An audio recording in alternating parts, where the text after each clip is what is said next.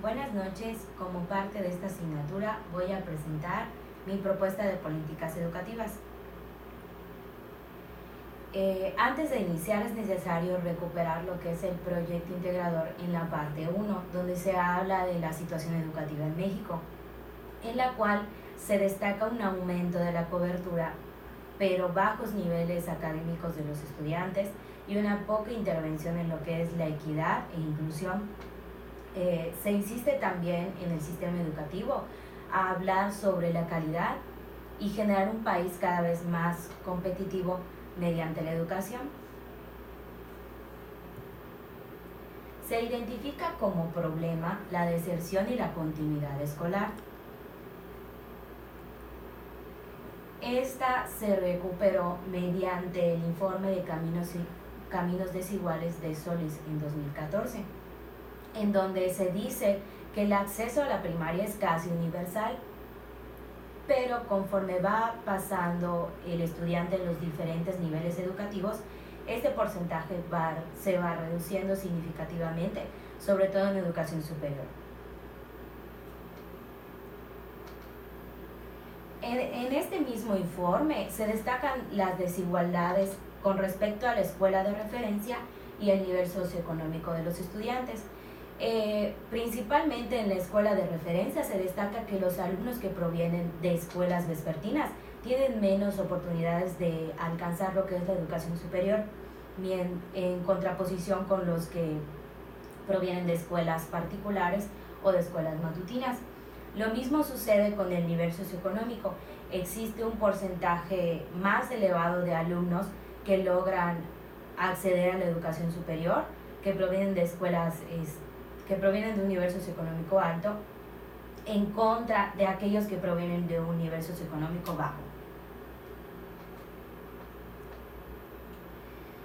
En cuanto a la delimitación de este problema, en donde se tomó, surge en la escuela primaria vespertina, ubicada en la colonia San José Tecó de Mérida, Yucatán, en el 6º grado.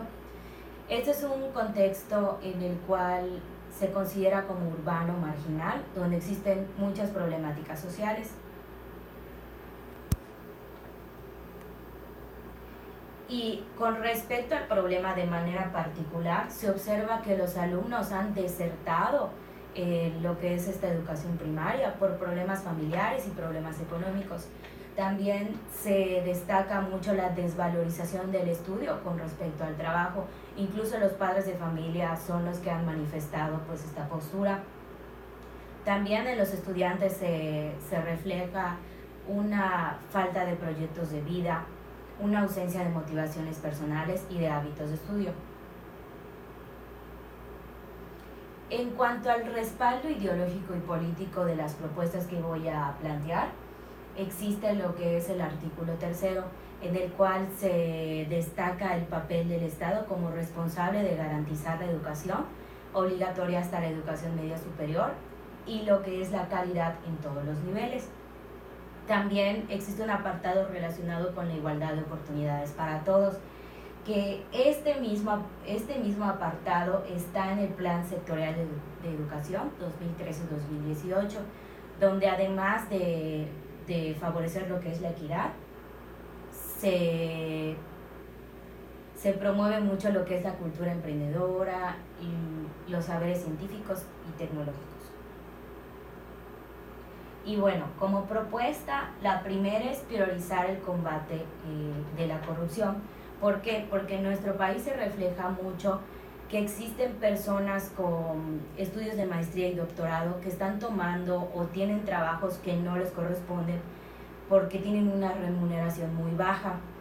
Entonces, si se combate la corrupción, aquellas personas que de verdad tienen la capacidad y los conocimientos pueden tener mejores trabajos y por tanto se va a tener una mejor valorización de lo que es el capital humano. Es decir, la gente va a estar consciente de que si estudia puede tener mejores condiciones de vida, sobre todo en estos sectores de la sociedad que provienen de niveles socioeconómicos bajos.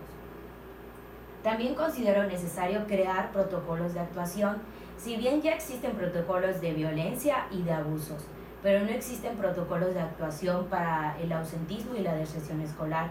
Por tanto, tanto docentes como directores pues no siempre realizan las acciones pertinentes para hacer que los alumnos continúen estudiando. También es necesario aumentar el gasto social para generar más instituciones sociales que atiendan a estos alumnos con tantas necesidades, sobre todo para que se generen alianzas entre la escuela con estas instituciones sociales y se atiendan de manera oportuna a estos alumnos detectados. También es necesario establecer metas educativas reales. Esto porque la ONU en un informe nos dice que el programa sectorial de la educación sí detecta la calidad, pero sus acciones y sus evaluaciones no son pertinentes, así como sus metas y sus objetivos no son posibles de alcanzar en ese periodo. Bueno, como conclusión, todos los sectores educativos, todos los sectores de la sociedad deben de participar en las decisiones educativas. Tanto docentes, padres de familia, empresas, políticos, todos tienen que intervenir de alguna manera en esas decisiones y principalmente se debe de abrir un espacio de opinión pública para aquellas personas que se encuentran desfavorecidas o excluidas, con el propósito de integrarlas cada vez más en la sociedad.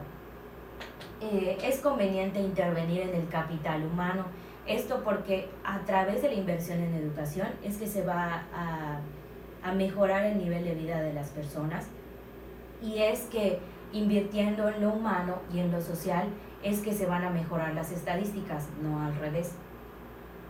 Y es necesario que se construyan propuestas educativas humanistas, es decir, que consideren las necesidades de la sociedad, informadas, que recuperen todo lo que han hecho, sus fortalezas y sus debilidades, y con base en ello construyan nuevas propuestas.